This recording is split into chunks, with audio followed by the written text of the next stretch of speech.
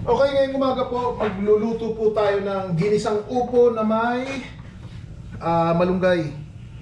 So, napakasimple po nito at Pinoy na Pinoy. Teka, tagbigan pa natin. Yun.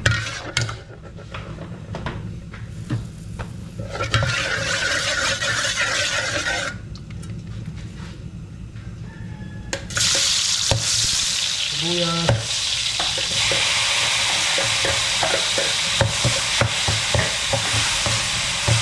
Kamatis.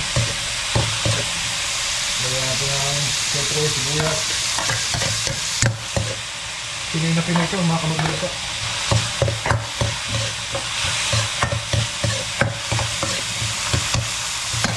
Lagyan natin ang patis.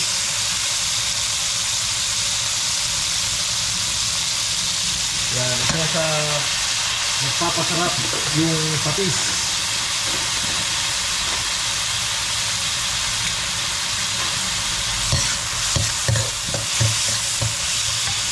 Lagay na rin natin itong baboy. Bali ito pong baboy, nilaga ko mo kanina yun.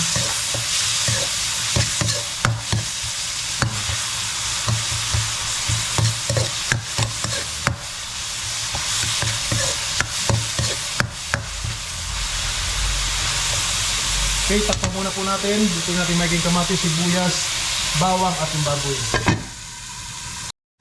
Check po natin yun, halos. So, sunod po natin lagay. Medyo nasunog siya. Pero ayos na yan yung hipon.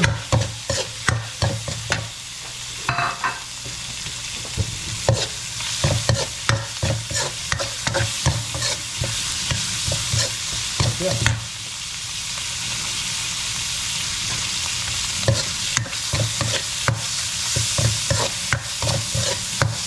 Lutuin natin magiging.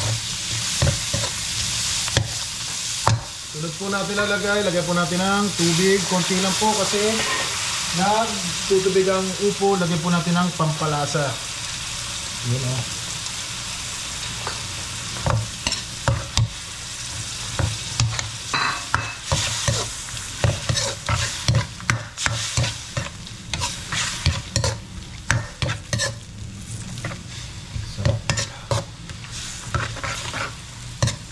Tikman natin.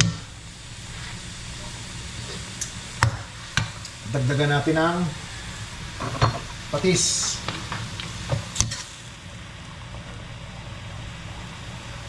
Yan, kunting patis lang. Next, lagay na natin itong upo. Yan,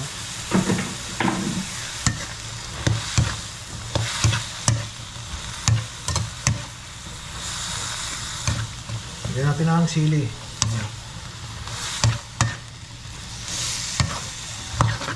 Ganun lang kasimple ang mga magluto. Pinoy na Pinoy. Tapos lutuin natin maiging hipon. Ay yung upo. Takpan natin. Okay, check po natin. Ayun, luto na siya. Napakabangot, napakasarap.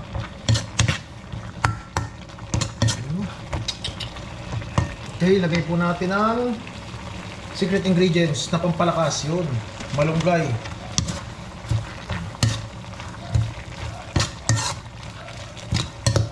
Napakasimple, mura, ngunit masustansya yan. Di ba?